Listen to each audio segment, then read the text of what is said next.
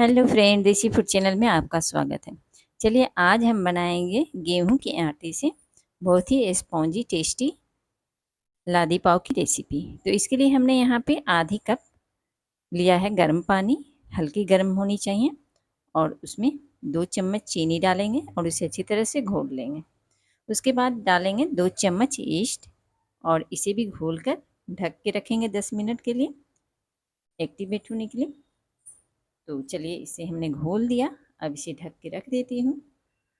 तो फ्रेंड, अगर ईस्ट अच्छी होती है तो आराम से एक्टिवेट हो जाती है। अगर ईस्ट में कोई खराबी हो तो वो एक्टिवेट नहीं होती। तो चलिए अब लेते हैं यहाँ पे 2 छोटी कटोरी हमने आटा लिया है गेहूं का और 3 चम्मच मिल्क पाउडर डाला है। इसे अच्छी तरह से मिला लेंगे और 1 पिंच के बराबर डालेंगे इसमें नमक। तो उसे भी डालकर अच्छी तरह से मिला लिया है। अब चलिए यहाँ पे हमारा जो ईस्ट था वो एक्टिवेट हुआ है, लेकिन उतनी अच्छी तरह से नहीं हुआ है। तो चलिए इसे मिलाते हैं, देखते हैं कैसी बनती है। तो मिलाते हैं अच्छी तरह से पानी लगाकर और इसका डो लगाएंगे, बिल्कुल लचीला डो, बिल्कुल गीला गीला टाइप का। ये तो हाथ में चिपकेंगे जब आप डो लगाएंगे तो इस तरह से इसे जब हाथ में चिपकेंगे तो हल्के हल्के ऑयल लगा के आप और तब इसको चिकना करें। तो चलिए इस तरह से हाथों से इसे थोड़ा गोल बना करके और बिल्कुल ही एयर टाइट बर्तन में रख देंगे ढक के 15 से 20 मिनट के लिए, ताकि इसमें जो हमने ईस्ट डाला है ना वो और भी अच्छी तरह से आटे को एक्टिवेट करेगा। तो चलिए रख देते हैं और इसे अच्छी तरह से फूलने देते हैं। तो लीजिए यहाँ हमारे 15 से 20 मिनट हो गए हैं, लेकिन लगता है हमारा ईस्ट अच्छा नहीं है इसलिए उतना एक्टिवेट नहीं हुआ है। फिर भी चलिए बनाते हैं। तो फ्रेंड, ईस्ट को देखकर ही लें, ईस्ट जब अच्छी रहेंगी तभी आपकी रेसिपी अच्छी बनेगी। तो यहाँ पे अब लेते हैं 1 चम्मच ऑयल और इस आटे को अच्छी तरह से फैलाएंगे और फिर इकट्ठा करेंगे, फिर फैलाएंगे, फिर इकट्ठा करेंगे। तो इस तरह से हमें इसे 10 से 15 मिनट तक ऐसे ही इसे करना है, ताकि ये अच्छी तरह से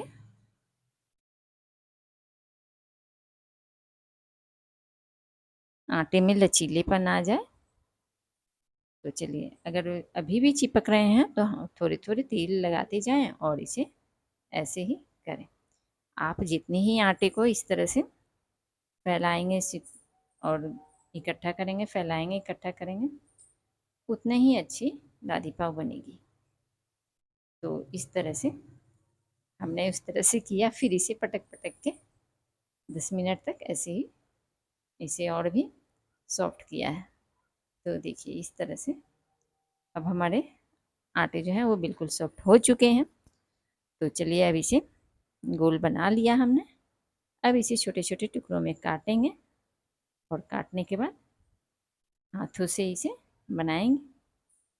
तो आप चाकू से काट लें या आपके पास कोई काटने वाली दूसरी चीज़ हो तो उसे काट लें।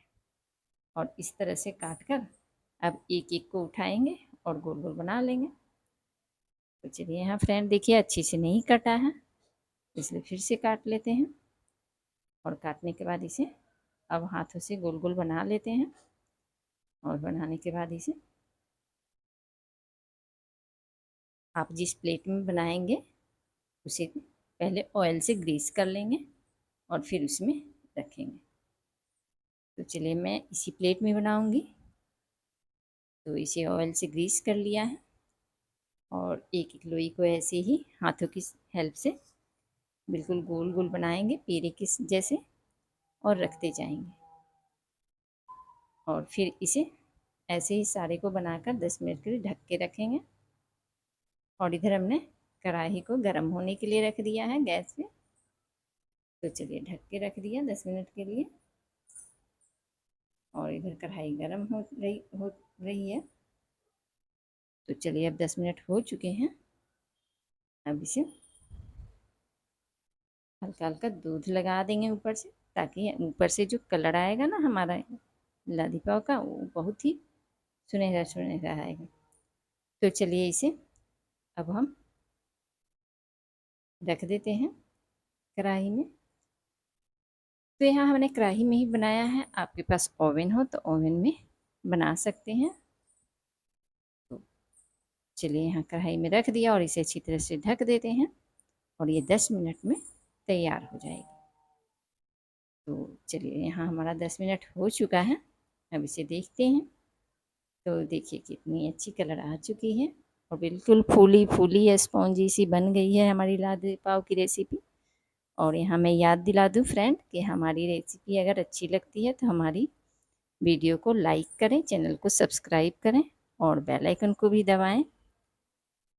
Thank you.